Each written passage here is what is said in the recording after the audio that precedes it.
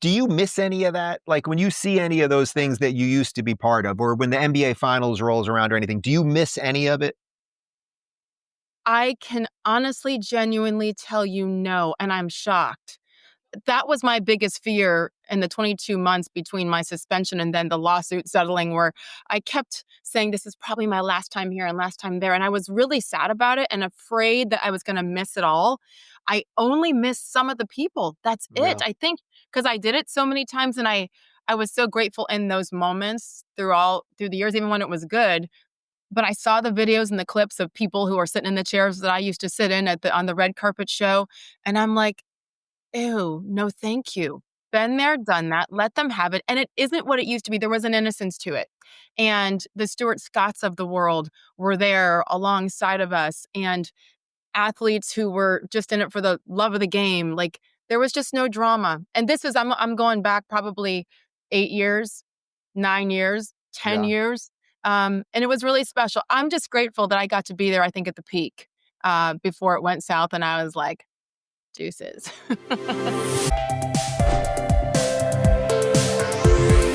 This has become my favorite music every week. Hi, Dave Rubin, Sage Steele. Our friend Russell is taking the week off. We will allow that just this week. Yes? Slacker. Total slacker. Here's the thing. We never know where the hell he is in the country of the world.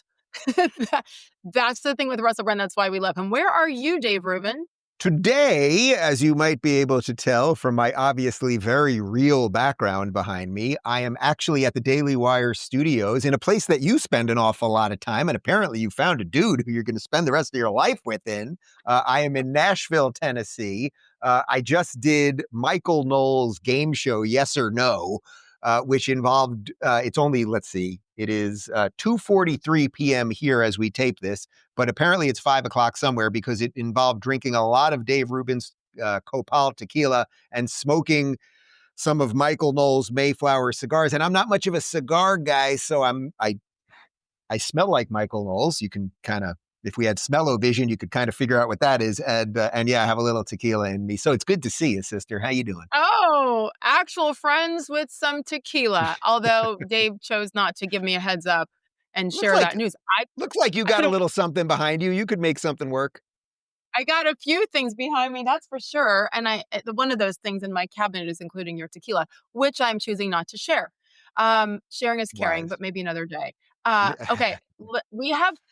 I feel like every week, Dave, there's so many different topics, and we have a hard time narrowing them down because it's just you and me. We're only two versus three or four. We're going deep on all these topics, and I thought of you as I chose which one to start with because you are one of my few friends left in the world who really still cares about sports. So many people have been turned off to sports, in particular NBA and WNBA, a lot of basketball, and basketball is your thing, because of the wokeism that took over sports. However, earlier this week in Los Angeles, the annual ESPY Awards, which I used to be there every single year and hosting the red carpet shows and everything, I didn't even know it was on. Like, honestly, I Yeah. had no idea until I checked Twitter, and there were crazy clips going out about the host of this year's ESPYs, and that is comedian Shane Gillis. And if you remember, Shane got shut down, canceled, like right before the pandemic, fired from Saturday Night Live for making jokes about Chinatown and gays, etc. And since then, he's had a real resurgence. It's amazing what happens sometimes when you are canceled. Really good things can happen, right? In the meantime, do I have to give credit to Disney, ABC, ESPN for bringing someone like Shane back on? Maybe. I'll let you all decide. I want to show a couple of clips because it was really shocking. Number one, that they brought him on to do this gig. And number two, like, he wasn't affected. He didn't hold back. He came right out, Dave, with some shots on some people and groups that were shocking to everybody, including most people on X and social media. Take a look at this one, and it is about WNBA star Caitlin Clark. When Caitlin Clark retires from the WNBA, she's going to work at a Waffle House so she can continue doing what she loves most, fist fighting black women.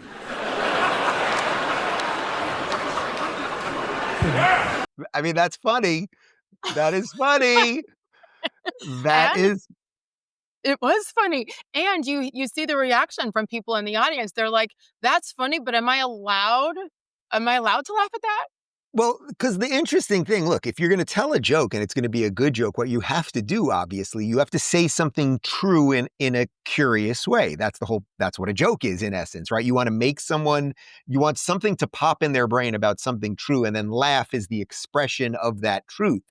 And we are all watching the same videos on Twitter of her getting smacked around and crushed on inbound passes and elbowed and then kicked while she's down. And then she stands up and another girl comes in and whacks her again. And obviously that's not her favorite thing to do, but it's something that's consistently happening.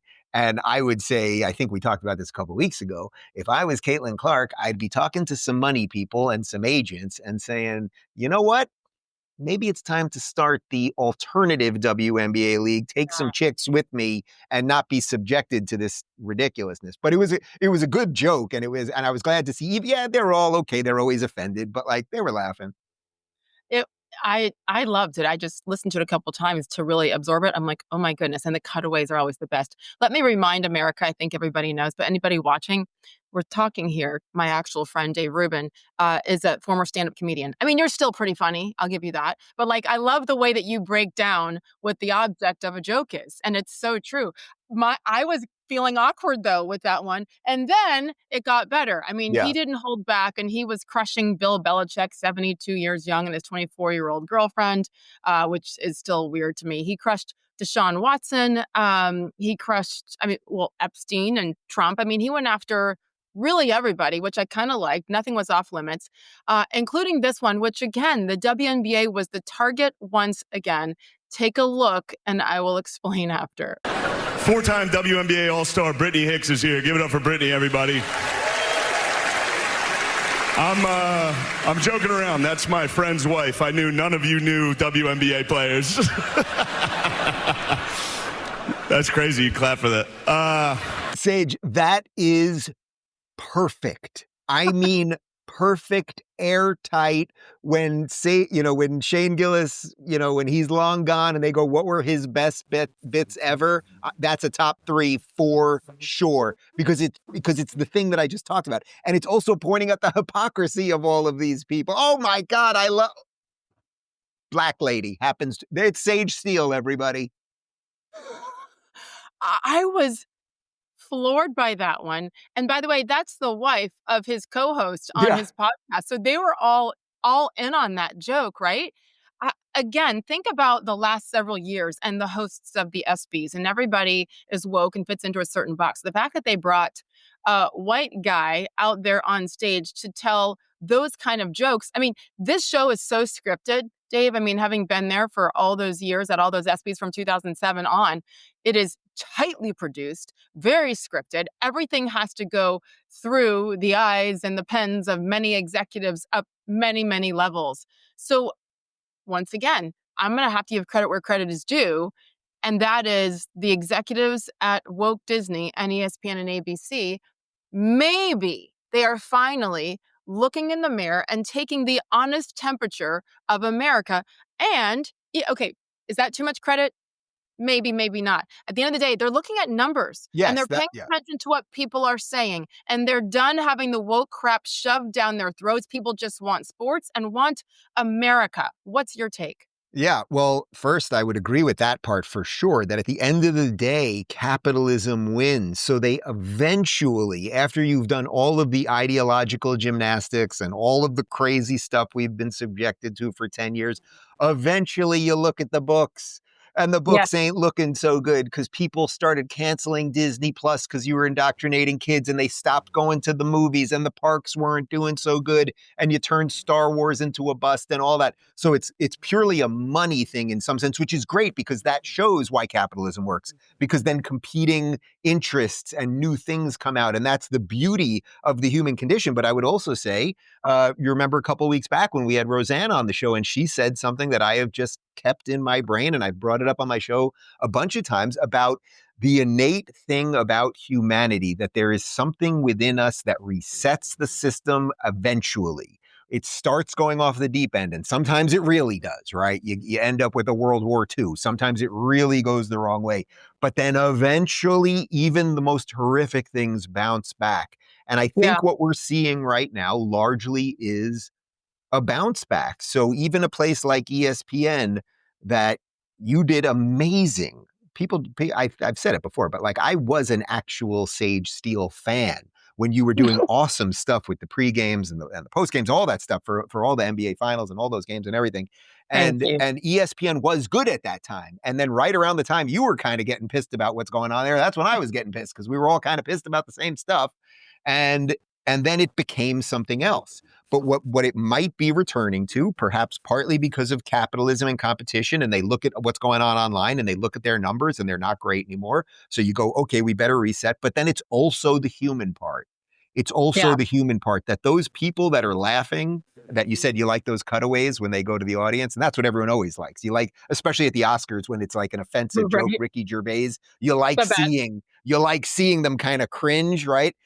But there's something cathartic about that for them because they're suddenly, even if they're, oh my God, it was a little offensive, or it turns out she's not in the WNBA, but there's something cathartic about, okay, we're going to laugh about this ridiculousness again. And that's also why that other joke was just so damn good because it's like a human prop in the middle of it. I mean, it's just perfect. I know. The funny thing is that again, it was quite different on social media where you had some of the typical characters, devastated and pissed off. And oh my gosh, you're putting down and using Black women as the butt of jokes. Like, oh my gosh, stop it. That's what's wrong is everybody gets so offended. And at the end of the day, I think maybe this is a positive. Maybe this is a turn back to some sanity where comedians are allowed to be comedians, not just Dave Chappelle. Like he's one of the few people that's gotten the pass, but even white guys are allowed to make funny jokes at funny times. And I guarantee you most people in that audience, athletes, really liked it, but they just have to keep an eye on how much they smile. So anyway, thank you. I'm glad we got to start with some sports stuff this time, even though it is somewhat politically related. Wait, can I ask you one thing related to that? Do you miss any of that? Like when you see any of those things that you used to be part of, or when the NBA finals rolls around or anything, do you miss any of it? I can honestly, genuinely tell you no, and I'm shocked. That was my biggest fear in the 22 months between my suspension and then the lawsuit settling, where I kept saying, this is probably my last time here and last time there. And I was really sad about it and afraid that I was going to miss it all. I only missed some of the people. That's it. I think because I did it so many times and I was so grateful in those moments through the years, even when it was good. But I saw the videos and the clips of people who are sitting in the chairs that I used to sit in on the red carpet show. And I'm like, ew, no, thank you. Been there, done that. Let them have it. And it isn't what it used to be. There was an innocence to it. And the Stuart Scotts of the world were there alongside of us. And athletes who were just in it for the love of the game. Like there was just no drama. And I'm going back probably 8 years, 9 years, 10 years. And it was really special. I'm just grateful that I got to be there, I think, at the peak before it went south. And I was like, deuces. You can't go home, sister. Yeah. Yes. Okay.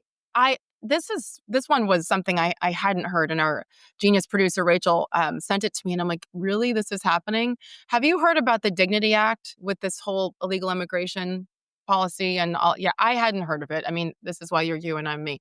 Maria Salazar, the representative from Florida, is working with one of the Democrats, Veronica Escobar from Texas, and many other Democrats were pleased to see Salazar go in detail about the Dignity Act. Of course, this comes after all the controversy and drama surrounding what ICE is doing, what this administration is doing to get illegals, that word matters to me, illegals, out of this country. But many are offended because are they going too far? Are they not having dignity for these people as they send them back to their collective homes?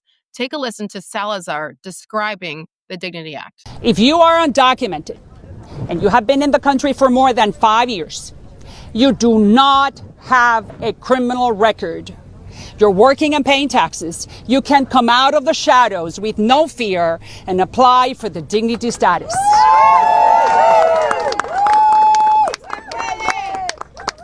That means they will pay a fine of $7,000 over 7 years, buy their own health insurance with no access to any federal programs, and contribute 1% of their salary to the United States Treasury. That is $50 billion plus. Just do the math. In return, they will never be deported. They will be able to go home for Christmas or to go bury their mother and come back to the United States to continue working and paying taxes. It gives them a dignified life in the promised land. Well, Dave, there's a lot there, and I've really tried to process it and go with the human element. Sometimes I'm very black and white, and no, this is the law, follow it, that's it. Take a look at this list. It's GOP voters who voted for mass deportations of illegals, not amnesty. That's what Jeremy Carl is saying here. Yeah, I'm struggling because I really do. My whole reason for this is because of the word illegal. We must follow the law, period. And then it's subjective. Okay, well, you get to stay and you don't. And then I think you get yourself into trouble there. And I understand the point behind it, but I really still feel maybe tougher on this, where we must do things legally and you can't start to bend now. What do you think? Ugh, so I'm so with your heart on this one. And there's always this thing between the heart and the brain. And then what do you do with public policy as it relates to all that? So first off, I do know Maria Salazar a little bit. She's actually Okay. my representative. I've interviewed her a few times and she lives close to me. She's an extremely nice lady. And I get so let's do the heart part. The heart part Yeah. is exactly what you just described right there. That not all of these people are, yes, they are illegal and that is a crime, but they are not criminals in the way we think of criminality, meaning they're not murderers or rapists or anything else. Many of them have been here and have been paying taxes and raised families and blah, blah. Okay, that's true. A certain set of these people. However, they are illegal. And if you're going to Yeah. go by the letter of the law, which is at some point, like you whittle it all down and then how do you do it not subjectively? Like to say 5 years, well, that's subjective. Okay, so you're telling me 5 years you're in, but 4 years, 10 months you're not in, 5 years, 2 months you are in. Like it starts to create this weird thing. And of course, this is what public policy is. It's one of these things where you create all of these strange subjective things usually around laws. I get the heart of it. And I think Yeah. most Americans get the heart of it too. But now I'll tell you the other part that probably gets to the little more hardcore Sage Steele version. The other part of it is we have been subjected to such lunacy for so long, and 21 million people in the last 4 years. And I get it that they would all have to go according to this. And then however many people who have been doing however many illegal things, that an awful lot of people right now are not in the mood for the half measures. And I'm somewhat sympathetic to that. Do I want ICE running around the streets looking for everybody's housekeeper who is otherwise a decent person? And I don't even want to just say housekeeper. They could be lawyers for all I know. Yeah. It doesn't matter. Like, do I want ICE just endlessly hunting and hounding down everyone forever? Does that really make sense?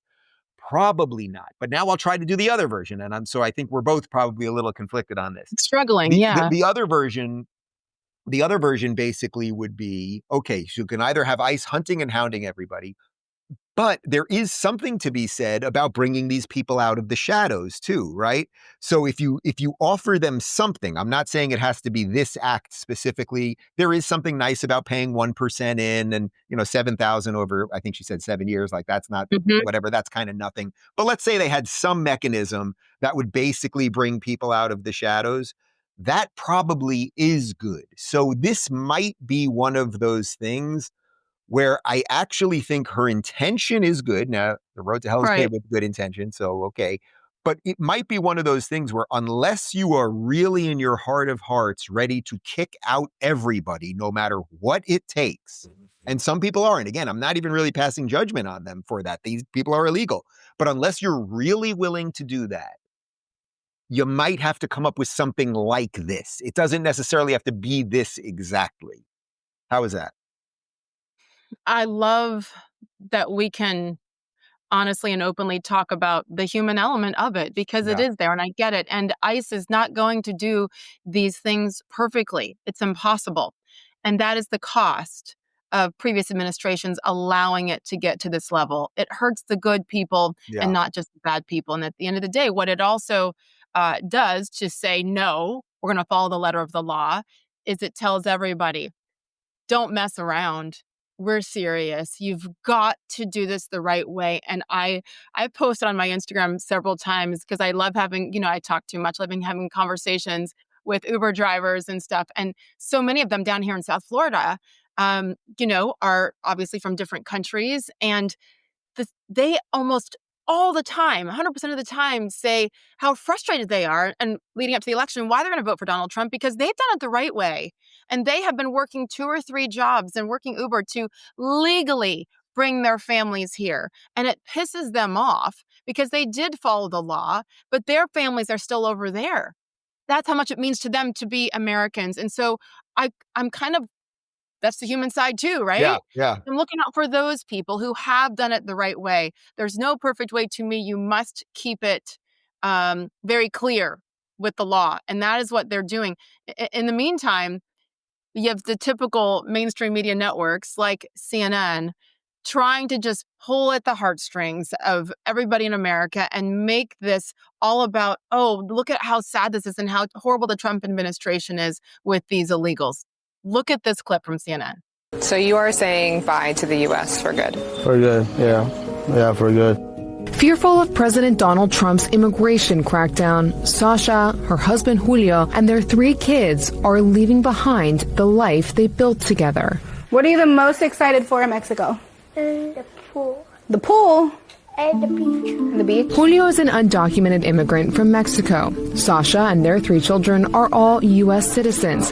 They decided to make the move together only moments after Trump took office. There was an executive order being signed, and that was her call first. Said, like, what do you think about moving to Mexico? And I said, honestly, at this point, yeah, let's do it. I got to give them credit because they are saying, wow, they're really serious, right? Is it sad? Yes. Did they break the law with the husband being illegal? Yes, they did. Dave, even the music. Yeah. Yep. The music. So intentional. The music, they didn't say illegal. Of course, they say undocumented. Right. So they use Orwellian language to confuse you. The whole thing is to pull your heartstrings. Again, you laid it out perfectly because there is a human element to it. Those kids are getting caught up in something, but what they're getting caught up in is not the doing of an evil United States. They're getting caught up in the fact that their parents made a decision. That is the truth, right? Their parents made a decision. He's illegal. She's not. This might happen. And look, at the end of the day, if they want to break up the family and send him back and they can stay, they can do that. Now, I get what a horrific decision that would have to be. They're making the decision to self-deport and go. I don't think why doesn't Wolf Blitzer or Jake Tapper offer them some cash to fight legally or something? Like, it's just hard. It's like that not liberal tears. It's, what do they call it? Liberal, bleeding heart liberal. Sorry. Boy, I did have tequila. And I think it's the cigar, not the tequila, actually. I'm fine with tequila. It's the cigar. But it's that bleeding heart liberal thing that's what they're trying to get you to emote about something that they know the average person is not going to do anything about that. So it kind of is what it is. I'll try to get Salazar on, and if you want to talk to her about it, or maybe we could do it, all 3 of us, because there's a lot of things, as we're illustrating, there's a lot of things to talk about here. You and I we're not mean people. We're not ungenerous people. We understand what America is, but we also understand that there are laws and this half measure thing. Okay, maybe there's a version of it that can work. Maybe it's this version, but maybe it isn't. And again, at the end of the day, if there's one thing that actually it all falls down on, it's the law of the land. And the law of the land is that these people are illegal. What? I know. Oh, I look really yellow and the glasses, not good. Sorry. I had to come down to my lobby in my condo because my Wi-Fi's dead. So forgive the change, number 1. Number 2, there's so much in that piece. Again, the human element, and they've got the kids and all that. How about just the music, Dave Rubin? Yeah, they're tugging at the heartstrings of Americans and not looking at the facts of it. He is not undocumented. He's that, and he's illegal, I guess. And so can we just look at the facts? But instead, this is why the mainstream media has lost so much respect, lost the ratings, because they're not telling the full truth in this piece. When I was a kid, I went to Disneyland in Orlando. Is it Disneyland in Orlando or Disney World? Disney World. We went to Disney World in Orlando. I was about 11 years old, and I'll never forget this. They did a really cool thing where you go and it's like 200-300 people, and you watch it's 2 minutes of a horror movie. And it was horror, but it was supposed to be a little bit funny. So Chevy Chase was the actor.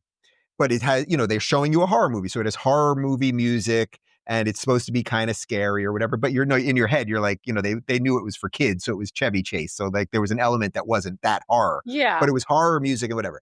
And then they were like, watch what we can do when we change the music. And then they put it to funny music.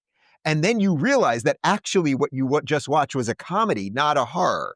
And that gets to your point about the music. What CNN is doing, if they wanted to do a piece that was straight up journalism, you wouldn't play music in the background. Right. You would sit down with them, explain what position you're in. You could do a story about this, in other words. Like, there is a way to do a story about this that would be honest. That's not what they did. They put music to it to make you have a certain emotional reaction. Fortunately, look, people are tuning out of that stuff. They get it and everything else. But again, this is why I really will.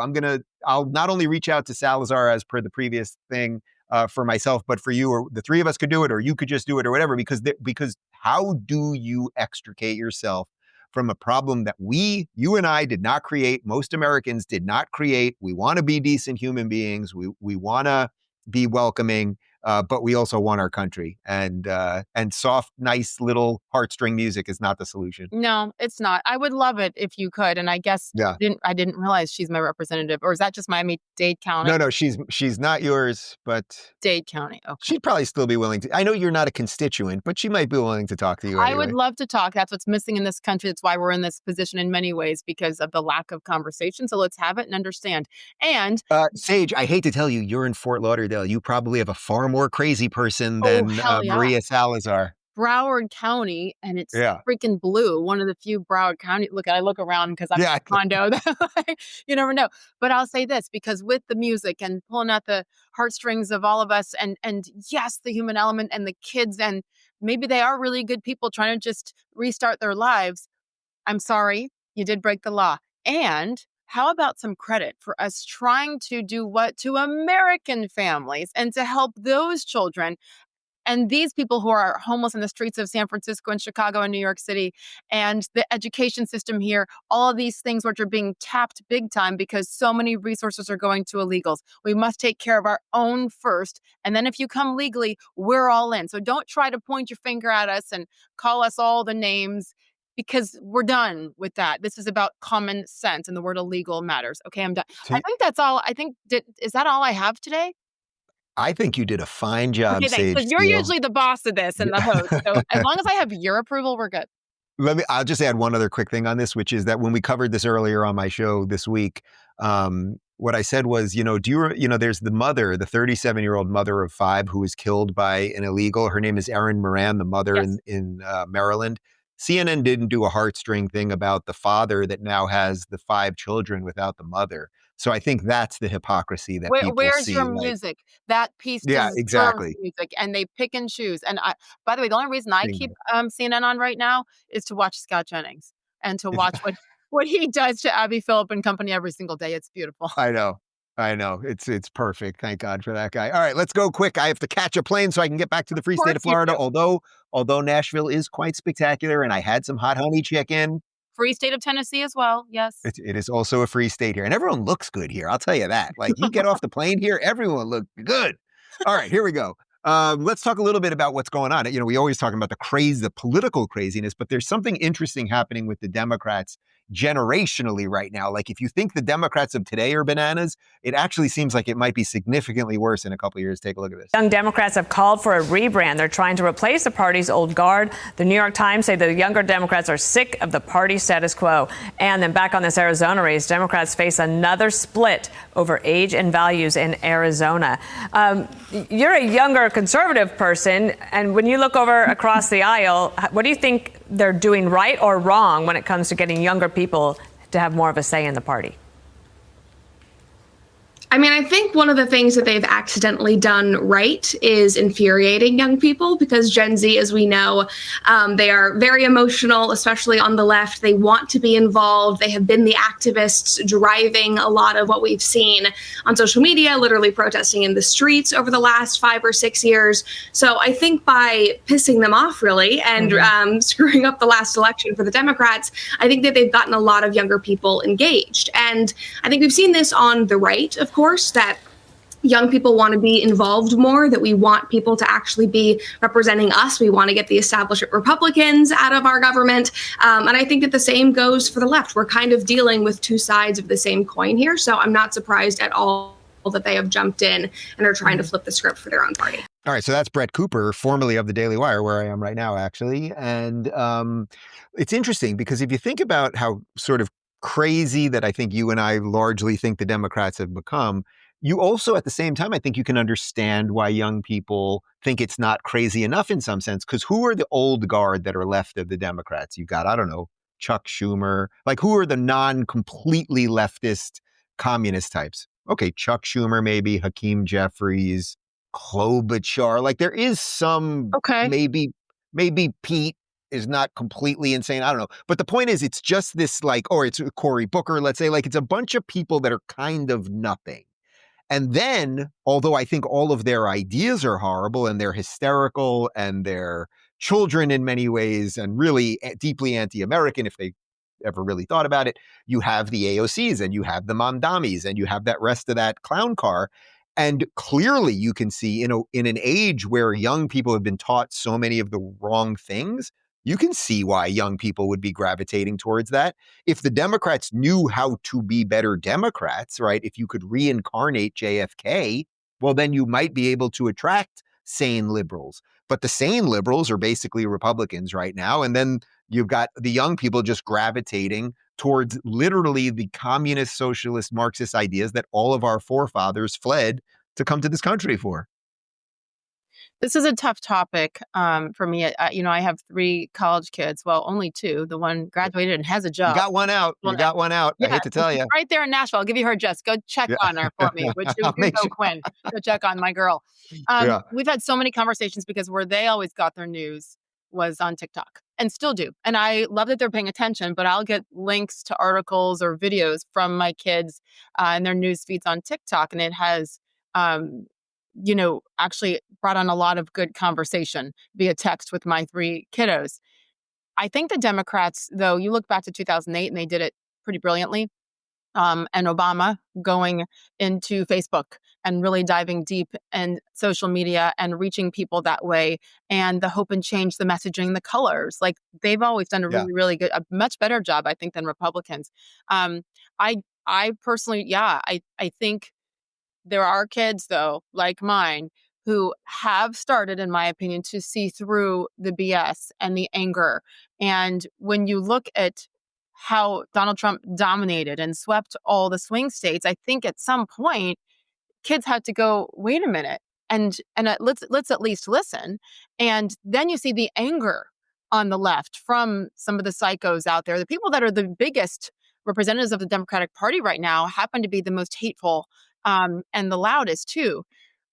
I personally want to give Charlie Kirk a lot of credit for going on those college campuses and having discussions with kids calmly without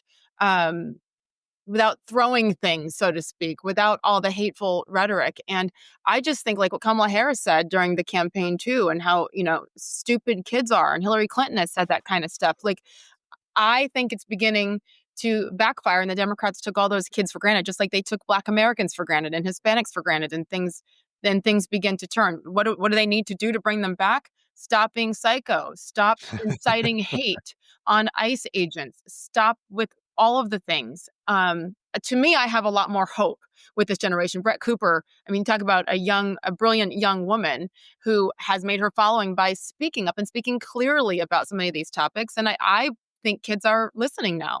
What do you think about this? So as the mom of kids that grew up, that were in high school, your kids, at least some of your 2 of your kids at least were in high school during COVID, right? Yeah. High school, not just college. Yeah. So what do you think about this? That maybe, hopefully, like the silver lining around all of this will be a group of young people who are, let's say, between, I don't know, you might be between like 12 now and 20. So you were like preteen during COVID and now you're maybe just out of college. You saw the craziness of COVID. It took your prom away. Yes. It took some of your school years away. You got stuck playing Fortnite all the time because they wouldn't let you out of the house. And if you start putting the pieces together that it was the government that did that to you, and then you actually couldn't even go to your grandma's funeral or whatever it might be, that once your brain starts clicking a little more as you get older and you start realizing how the world works, The silver lining might be, oh, now there's this Mamdani guy, and he wants the same government to run the grocery stores. Maybe that's not a great idea. So again, that gets to that thing that I mentioned before that Roseanne brought up of like, there's something about the human spirit that eventually like returns things. Yeah. And that maybe would be my hope. I'm not around a lot of 19-year-old girls, but you brought your daughter over to my house a couple of months ago, and I was like, this is an impressive young woman. So like they exist. You got to hope that the parents did something right and that some of this will course correct. Yeah. And you know what? At the time on COVID 5 years ago, they were, 18, 16, 14, and they did get their proms taken away and they did get their sports taken away. And we all know the numbers and the statistics and the suicide rates being higher and higher in the Black community more than any, as from some of the reading I've done, but no one wants to talk about that. So I do think that kids are like, wait a minute, they're saying 2 + 2 = 5, but that's not really what I'm seeing and living every single day. To me, there's a lot of hope.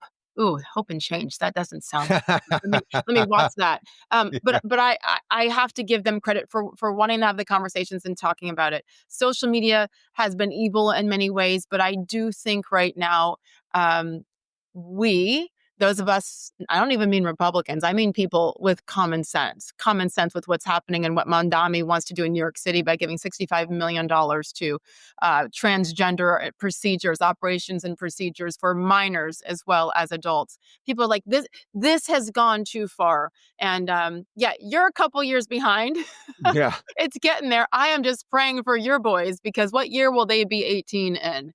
Like, it'll be 16 years from now or 15 years from now. So that's basically 2040. Oh, man. But that's why we have to keep doing this, because if we don't and keep having these conversations with our preteens and teenagers and showing them, because what is the saying? You mentioned the bleeding heart liberal before. If you're conservative in your 20s, 30s, you don't have a heart. If you're liberal in your 40s, 50s, 60s, you don't have a mind. And it is so true. It just is true. Like the world has an order. It just does. Let me throw up one or two more things. This one's directly connected to what we were talking about. I want to read you this line from Obama, because he's sort of getting back in the game now that he sees that the revolution might be going a little in his favor again. Take a look at this quote from Fox. This is Obama talking about how the Democrats are going to have to toughen up. He says it's going to require a little bit less navel gazing and a little less whining and being in fetal positions. And it's going to require Democrats just toughen up. I have to say, on one hand, I think he's probably right. They should do a little less complaining. Everything they do is wrapped around complaining about America and complaining about capitalism and complaining about all the goodness.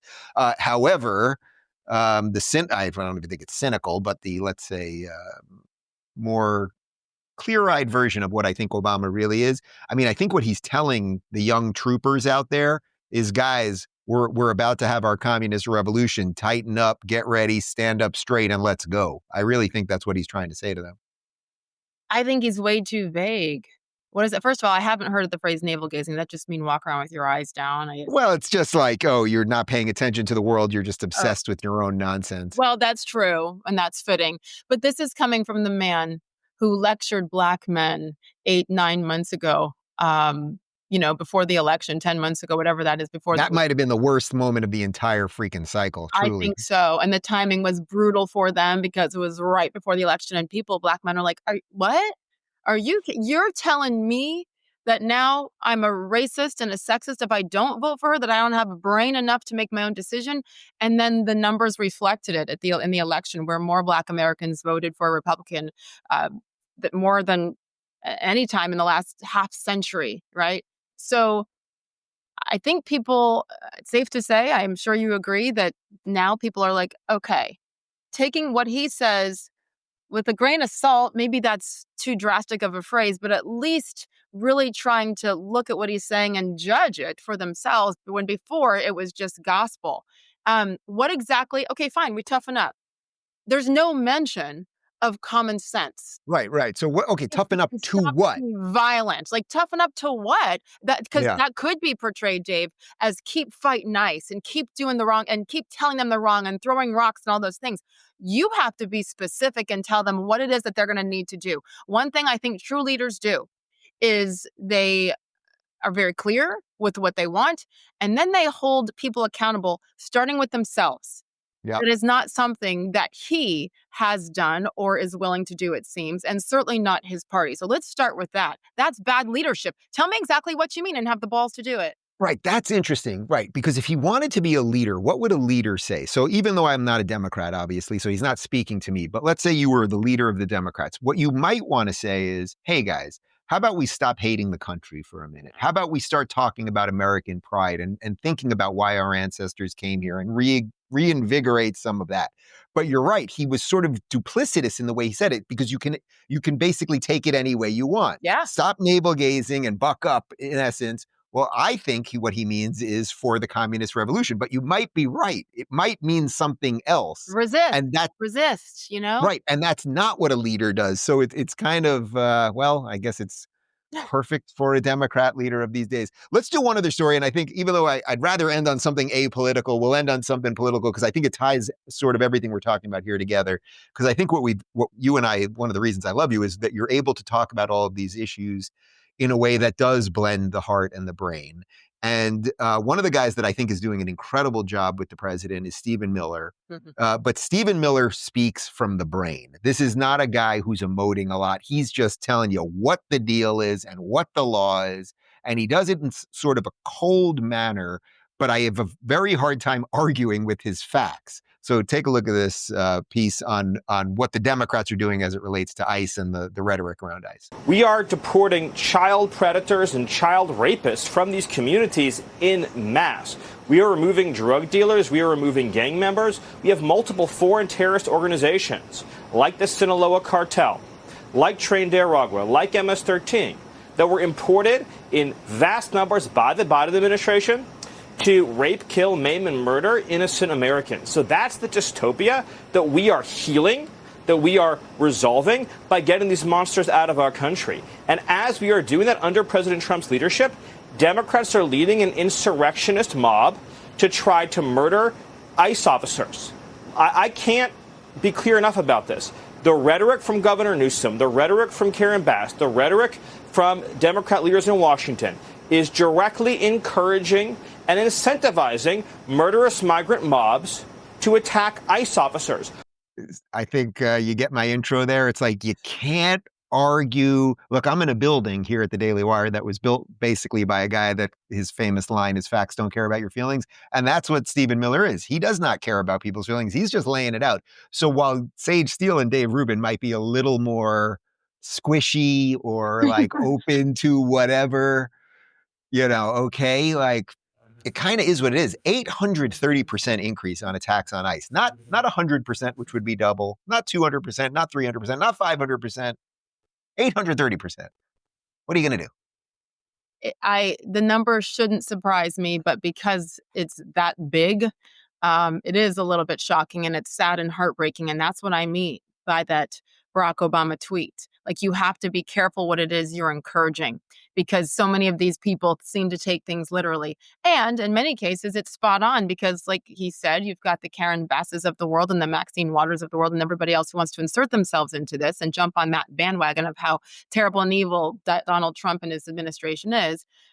What are they saying? To fight back and not discouraging any of the violence as these ICE people, men and women, are being attacked. Their lives are at risk. I commend them as basically we would any service member of the military, any first responder who's out there, because that is what they are doing. They have a task and they have a mission. Stephen Miller is one of those people that I always feel smarter after listening to him, but if I'm standing next to him, I feel dumber, like for sure, because I'm like, wow, this guy, and he just goes, and I love it, especially when he goes on some of those other shows, because he silences them and they don't know what to do with it because he is spitting facts. That's the kind of leadership that we need. He says it better than Donald Trump could. And he's just like, because sometimes the emotions do get the best of Donald Trump. And I actually love that about him. But I love that he has surrounded himself right now with someone like Stephen Miller to just crack down and give your history and give your facts and be very clear about what the mission is. Shame on these leaders on the Democratic Party on their side for not condemning all of this, because it's going to continue. Do they think that Donald Trump and company are going to back down now No, they campaigned on this, on putting the American people first, and that is what they're doing. Thank you, Stephen Miller, for your clarity. Yeah, you're so right about this. The people that he's surrounded himself with was one of my concerns a couple of years ago when he announced he was running again. I was like, are you going to do the same thing? And then you look and it's like, man, Trump's great at the bumper sticker stuff. He's a branding guy, right? So he's amazing at that. And then you got JD giving these incredible speeches all over Europe. You got Stephen Miller crushing it. Caroline Leavitt, who's an actual good press secretary, which after 4 years of that lunacy that we were subjected to, Bobby talking about health. Marco has been unbelievable at Secretary of State. I mean, we could go on and on with these people. But all of that aside, what is Sage Steele doing this weekend? Doing this weekend? Oh, this is the most important thing we've talked about. Besides fixing her internet, obviously. I know. There's always something with me, I swear. I am getting on a plane and going. Where am I going? I'm going to Dominican Republic. I was in Costa Rica 2 weeks ago. Now I'm going to Dominican Republic. My best friend from college, I've known her for 35 years, day one in the dorms at Indiana University. Her and Julie and her husband, and then me and my fiance, Dave. There's a lot of good Daves in my world. I love Daves. You got a lot of Daves. We're going to DR, put our feet up for a couple of days, this time without children. Ooh, fancy. What are you doing as you get back to the free state of Florida? I actually have to whisper what I'm doing because it's my Dave's birthday and I got a surprise cooking. But if I say it and then he watches this show, well, I've whispered and that I probably blew it already. I guess I'll text you, but it's good. Oh my, when is the birthday? Technically, it's Saturday. Okay. I won't say a word, and I'm sure no one else will either. You could text him on Saturday. I just can't tell him what I'm doing in advance. You know what I'm saying? I love surprises. That is so cool. Good. Get out. Listen, I know I love my second home, Nashville, but come back. I'm coming. I'm coming back tonight. Safe travels. Later. Bye, friend.